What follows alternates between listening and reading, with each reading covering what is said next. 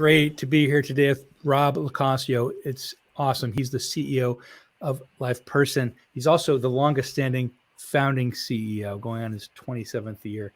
Welcome, Rob. Hey, Louis. Thank you. Thanks for having me. It's great to have you here. I have some questions. There's so many questions and so much learning from you. You've been through the entire gamut for 20 years of being a longest standing founding CEO. And there's a lot to learn from you about how you created great cultures, how you've created a most loved workplace. And that's really my first question for you. You know, you've created and currently lead a culture that employees love. And, here's the first question. How did you do it?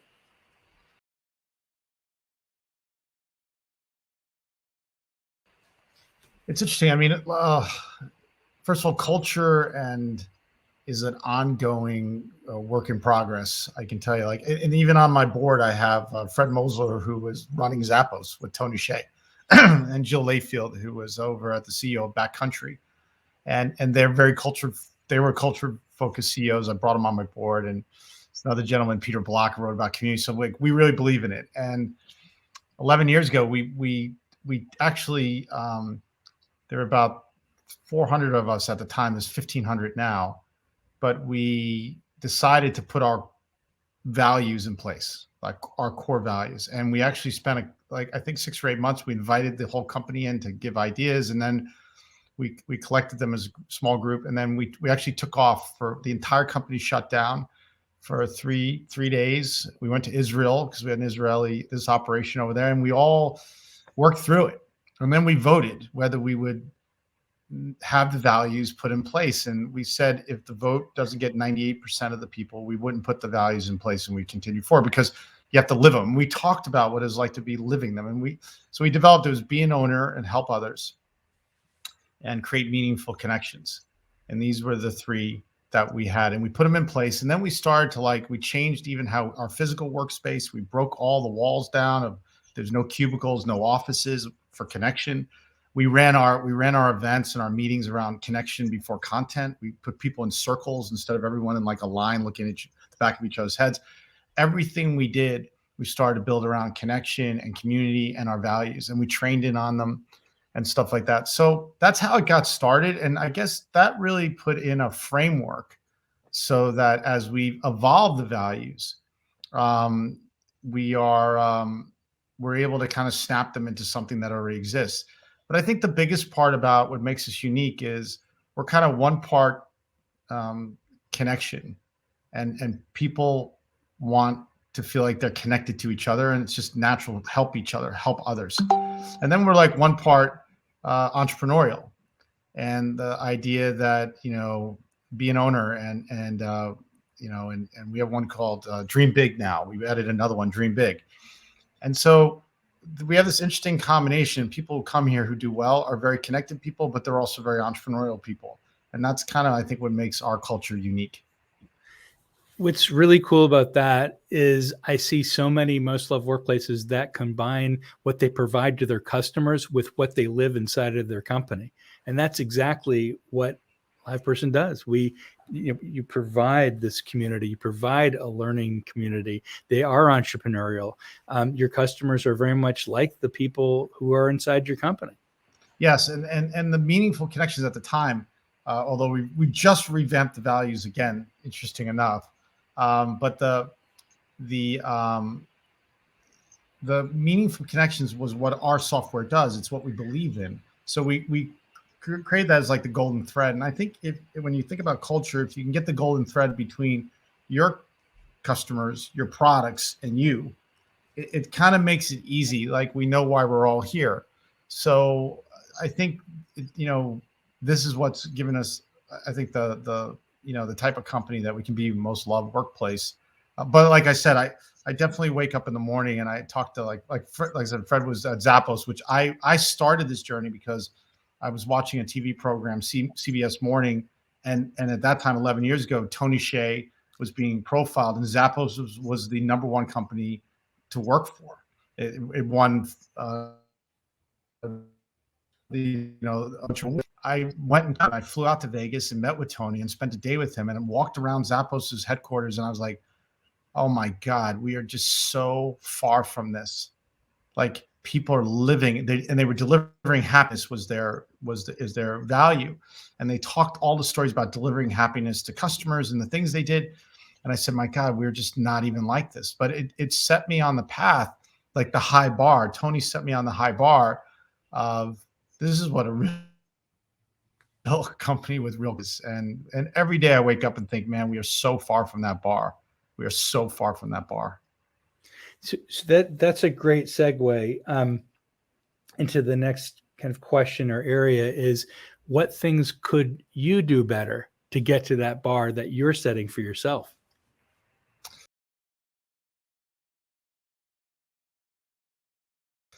I think that the greatest challenge is that we're in a growth business, and it's so dynamic. Like we kind of moved from chat 7 years ago, and I invented that technology, to messaging and AI, and we put all this effort into the product, and there's a focus there. So it's like focus. I just think it's what makes it challenging is you've got a business you're running, and then you've got this culture that's driving it, and you got to take care and feeding to all of it. You know what I'm saying? Culture in itself needs care and feeding. And the greatest challenge I see that we have even today is, like, we've added a lot of new people and training them and getting them to understand. And now they're remote.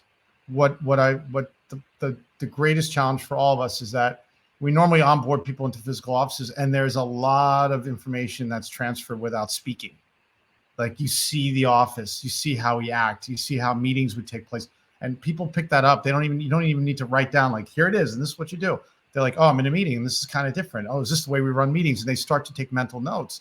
Oh, our offices, we don't have offices. We're in open spaces, like, but it's different. We don't have that today. So you're telling people about the culture. You're trying to onboard them, and I think this is a challenge. And we're also interviewing people to be hired that we think are cultural fits, but you can't tell. Like, sometimes you're on a thing, and they look like a culture fit, they feel like a cultural fit, they sound like a cultural fit, and then they onboard, and then they're not. They don't have that way. So I'm focused right now on. I kind of really did another look at what makes a live person, and I want to develop like a competency grid on this for culture, and then we'll work with our employees on it, because it's different than when they were onboarded into offices. The stuff we're doing, we create an organization called Equal AI, and because we are one of the leading AI companies for conversational AI, and we started to realize that, and we've read all the horror stories about unconscious bias that gets put into machine learning and algorithms that are put in front of people. And so I started to think through, what do we want to do about that as a company, and then we formed this organization. One of the founding members of this organization called Equal AI, and we're training large companies and mid-sized companies, really a lot of large companies about it. And we have a whole program that these companies can take and put their people through and get certified, that they're looking at the things on an engineering, on a culture, to really root out unconscious bias. Marion Vogel, who runs the organization, she, under Obama administration, was tasked with this in the federal law enforcement agency. So she built the whole curriculum around unconscious bias in federal law enforcement, because they saw it there. So I think, what is unconscious bias? Pretty straightforward. Like, brains take a lot of energy. I think they take 25% of your body's energy is consumed by your brain working during the day. It's a fair amount. And what's happening is your brain naturally doesn't want to use its brain. Like, your brain just wants to say, like, I'm going to preserve energy. So it uses bias.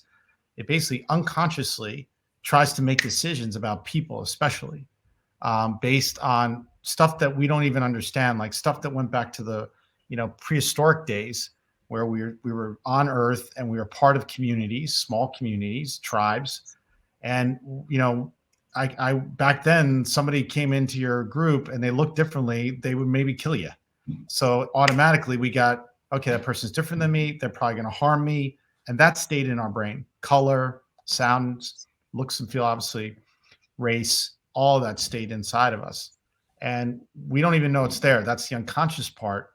But we all know it's there. If you really step back and you're walking down the street and someone is walking and you're just the two of you, Think about all the times you make decisions on them without even know who they are.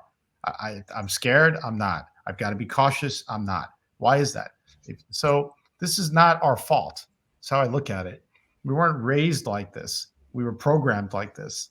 And so this shows up in technology, and we want to make sure that at least people would be aware of that and be able to not bring that to AI. I think of singularity and how we can get to that point where we're releasing ourselves from those initial assumptions, and that this is such an important step in doing so that it really averts disasters, it averts wars, it averts conflict that may harm other people, ourselves and others. And what a great step in learning, singularity learning. It's really wonderful. Yeah, I mean, we talk about metaverse now and all this stuff, and you think how technology will play a greater role. It plays a greater role every day in our lives. But as we start to live more, we're living here in a metaverse. I mean, people laugh, but this is some sort of altered reality. This is not reality. It's an altered reality that's here, but we're living in it. And this is also could do things for bias and unconscious bias. So once we start moving more and more of our lives into digital lives, transforming the digital lives, all of that will just be moved into another world. And that scales. Unfortunately, that you can scale that, and that creates harm at scale. And that's what algorithms do. The beauty of AI is we can scale, like in our business, we scale customer contact conversations. So a bot can handle millions of conversations simultaneously. A human can't do that. So the destructive force or the beauty can be scaled.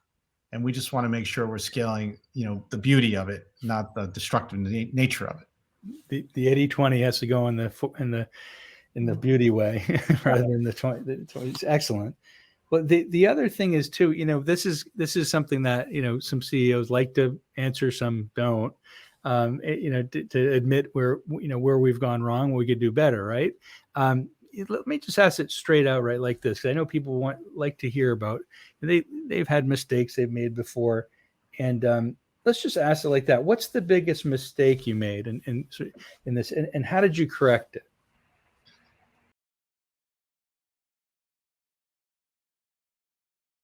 The biggest mistakes you can make as a leader is hiring the wrong people. And I've even done that recently. And knowing that everyone is a good person, like the majority of people are good people. Every now and then you come across someone who's a bad apple and they just have some personality disorders. But the majority of people we run into are good people, and you bring them in. And so they're not here to harm. But what happens is that they're not a cultural fit. You find most people have the skill, and they come in with skill, but ultimately they can't apply it to the company. And what they come in with is usually a framework. And this is the difference between managers and leaders. Managers are people who manage systems that exist, and it's kind of like homeostasis. Leaders are brought in to do not incremental, but exponential changes. And so if you want to exponentially change a business, and then you got to come in and understand first, like, what is this place about? Instead of what I find some people come in and they just try to impose their structure in that they learned, and then they get a lot of feedback that this doesn't work, and then they give up, or they're like, I don't understand, or this place isn't as good as where I was. This is what I see. But the impact they have on the org in a short period of time, especially if they span a lot of control, is massive. They are impacting people's lives who do the work, who have been here, who maybe are not perfect. And I think the worst mistakes I've made is hiring people into senior leadership. I just recently done this. I hired some people into senior leadership because we're growing. We're $500 million in revenue, growing in high 20%. Like, I need more people. So you go usually to hire people who come in from big companies, and you want them to scale. And what you see in the end is culturally they just don't fit. And what you find is a lot of people don't want to take the time from especially bigger companies to really learn the culture. They come in with, hey, where I was great. We should just make that culture here. We've been around 27 years. For better or for worse, we got here And we got here under some great ways and some ways that were hard, but you got to respect the culture. And that's the biggest mistake I've made as a leader. If I could dial back the people I've hired, luckily I haven't hired a lot of those, but you get one or two in at a time and it's just painful. It's a painful experience. There's so many ways, of course, to know if it's the right person. You use tools, use instruments, use models, and sometimes they work, sometimes they don't, right? And the question is, if you could just sort of wave a magic wand and say, I really would like this to happen, right? Instead, so that we don't get those, as we call them, bad apples who harm your culture, and they can, they destroy, erode a culture, so. How do we help the people who really want to work at LivePerson, right, to know, is this the right place for me? Well, so my lesson learned recently, and this is a recent lesson learned, like within a few weeks, is that at our scale, at 1,500 people, I don't think we need to hire a lot of people in those leadership roles from outside. I think this is the mistake, is that we need to have a stronger farm team to make the managers the next set of leaders, because when you have people come in lower level jobs, mid-level jobs, their destructive force is minimal, right? It could be, yes, they could harm a customer. They're in a group where everyone pissed off about them, but they'll go out fast and it's no harm, no foul. Matter of fact, you don't even hear about them. Like, they come and they go. They're part of the attrition numbers, some of them, and, non-regrettable, right? And that's the best way to do it. And then we have to have strong ways, which once again, this is a focal point of mine now, is to build a better way to get the team, to farm the team, because I want the next set of leaders not to come from the outside anymore. I tried some stuff recently. It just doesn't work. So I want the next set of leaders to come from inside. That's my lesson learned. And now there are, I've done this for 20 something years. So there are times where I need to hire people off the street because we are growing at a pace. We don't have enough people to farm the team. You don't have enough people. You got 10 people, you got 20 people, you got 100. I went through from me on a couch to 1,500 people. So I've seen everything. But at our scale, we can build farm teams, like really strong ways to find the next set of leaders. And that's my goal right now, is find the next set of leaders. So really grow from within, have succession plans to the top, and then grow in more the entry to mid, so that you can grow them up. And that's it. And so that it's going to take work. We got to build the programs to do it. We're moving. The thing is, like I said, we move very fast because we got a lot of growth. So you tend to you're cutting corners on stuff like that. You just say it's easier to hire someone externally who's got all the things, who has all the resume. Not only do they have skill, but they build big orgs.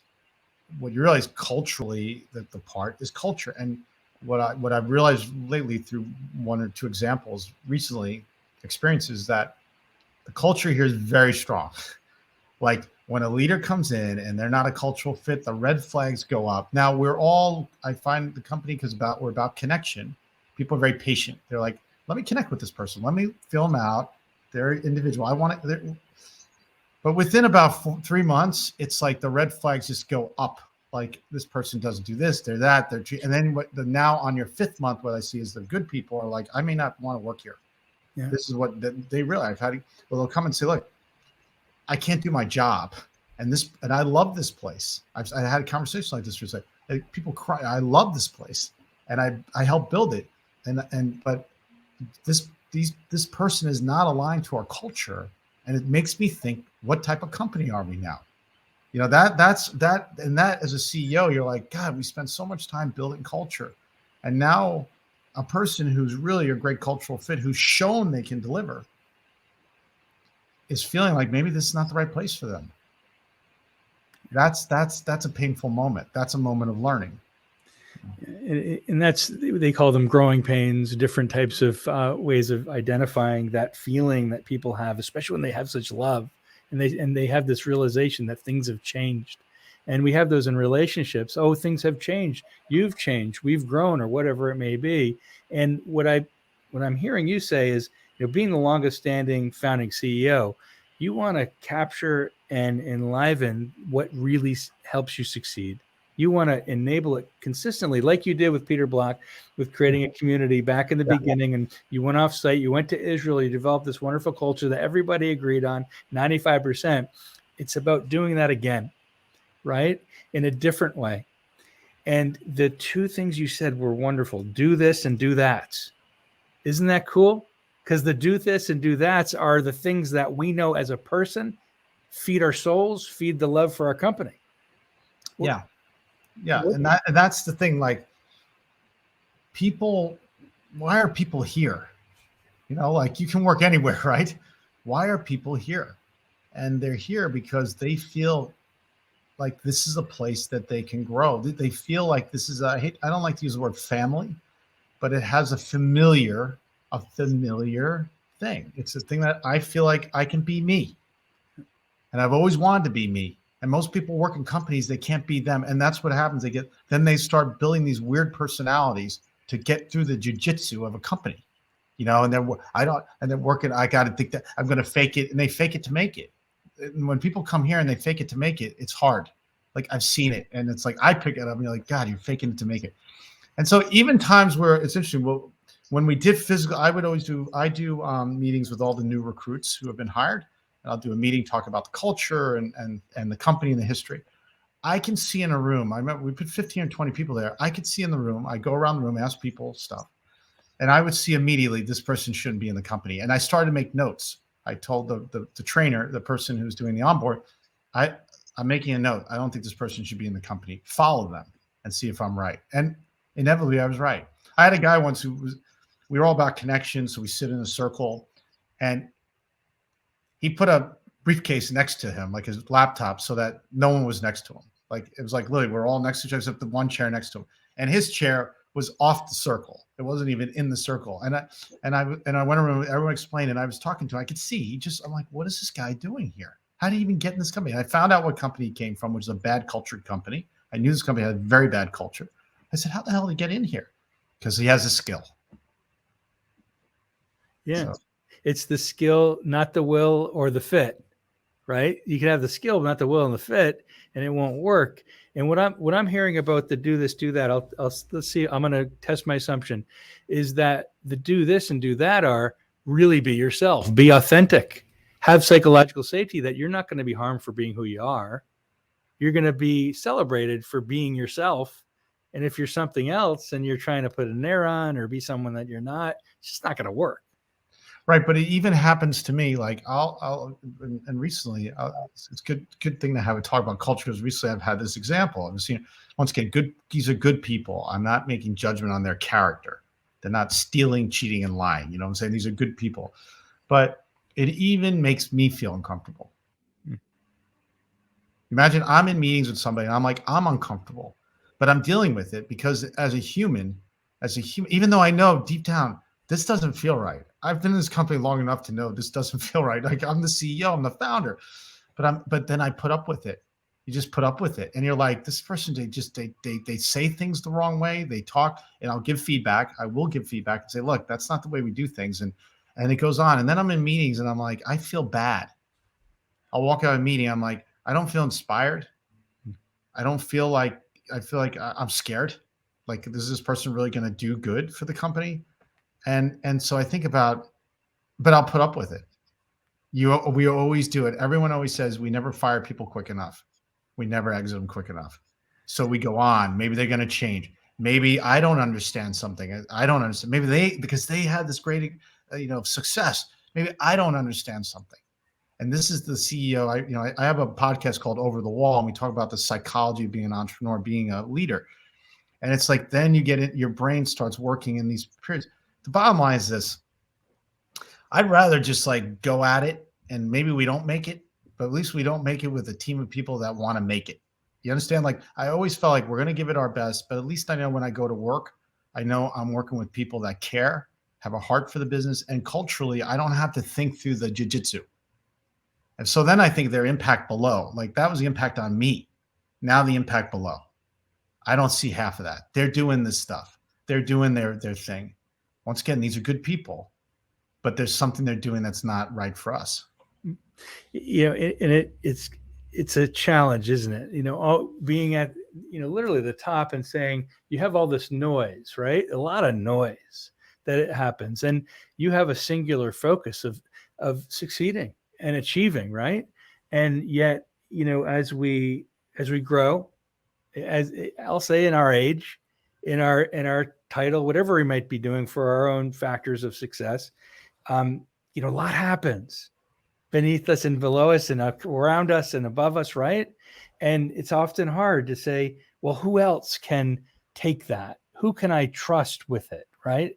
And to so that I no longer have to sort of be in constant care of sort of you said familial, so I'll describe it, of children, like in that sense. And so it's no longer familial, it's organizational, it's given away, right? And you can then focus on the love that you have for culture, customer, connection, so that just enlivens you every day, so that you no longer have to be concerned or challenged with all the noise.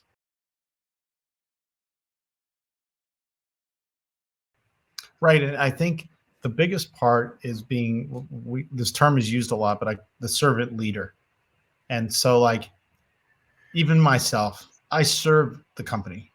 Even though I'm the founder and I put a lot of my blood, sweat, and tears in this company, I serve this company, not myself. And it turns out the company is aligned to me, like other people that are here that are culture aligned. The company gives me things. So it is selfish. Like, I do get things out of it. It's not material things I'm talking about. It's that I get a feedback loop during the day that I'm growing, but I'm a servant to the company.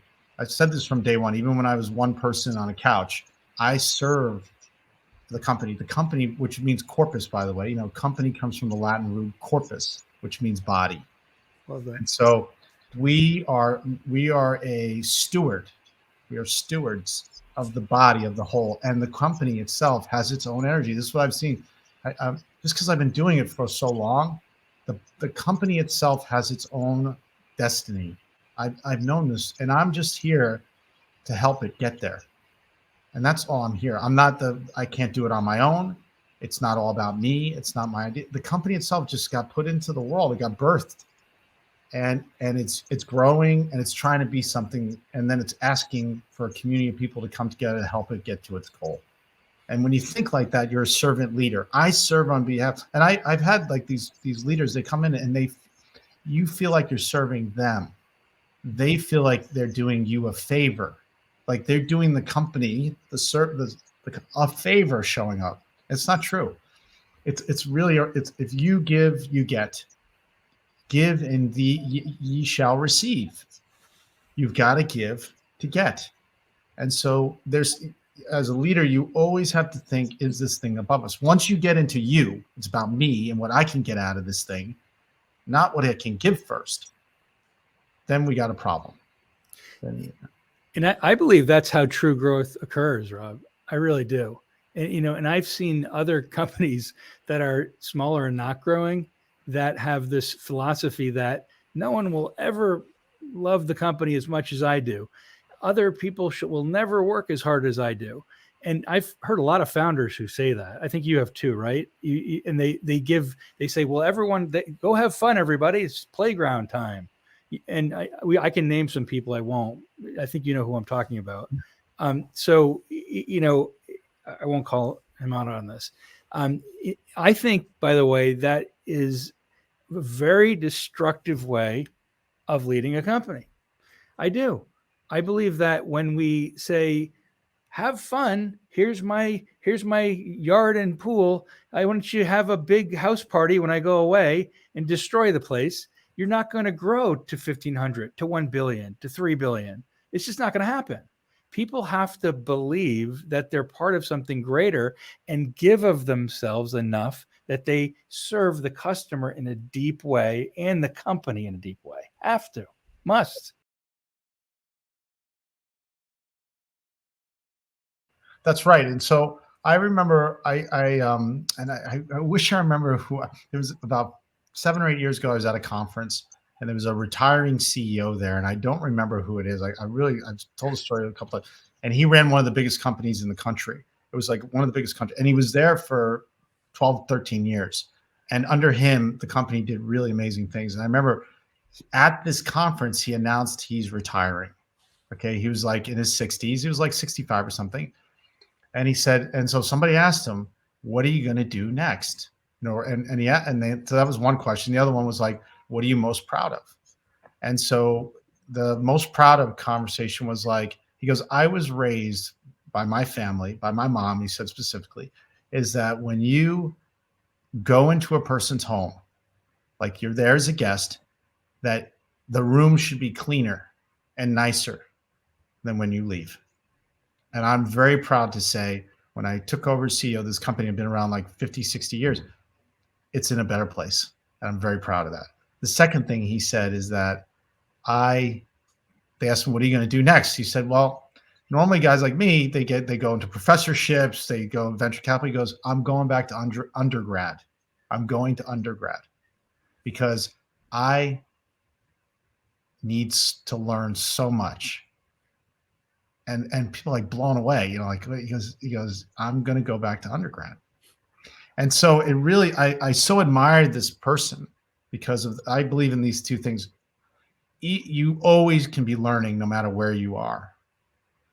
And you should always leave the house better. And whether that's touching customers, that's your own teams, that's companies. So even if you're here for a couple months, make the home better. If you're here for many, make the home better. And some people, they just don't have it in them, for whatever reason. They once again, it comes about, they want their home better. You're here to make my home better. Why don't you come over to my home? And it's like, no, you're here to make our homes better here. This home. So I think these two things go back to the servant leader. I think this is really what the servant leader is. And it's what your culture and why it is your culture has become a most loved workplace. That's exactly why. Because we're leaving our home, we're leaving LivePerson a better place that is more loving, and that people who love it continue to love it and grow it to a place that you want it to grow as well, making it a better place. And you're continuously learning and developing. You said it all, Rob. You just gave those were great ideologies. And I love that. Come in my home, you leave it better. Yeah. Leave it better. So, and we have today. Thank you. Yeah, Rob. It's great meeting you, Rob. Same here. Great hearing from you and your philosophies, your incredible success. And it's clear that through your philosophies and through your learning and willingness to continually grow your company, that you're a most loved workplace. Thanks. It's been first an honor to it's nice to get recognized. To be honest, like I don't live for awards, but it's nice for us as a whole to see that someone puts a stamp on us and says we recognize, because when you're inside of it, you're working hard all day. It's hard running businesses, especially in this environment, to just get like a 2-second break and have someone who you respect, to put a stamp on it and say like, we recognize that you guys are one of the most loved workplaces. It just makes you think like, okay, we're doing something here that, just is right, that will work and that people want to be a part of. And I'm really proud of it. And I'm proud of everyone in the company because once again, we're part of the whole, and everyone here works hard at trying to make this place a place of loving, caring, and connection. Outstanding. Rob, this is great stuff. Thank you so much for joining us today. Thanks, Louis. Thank you very much.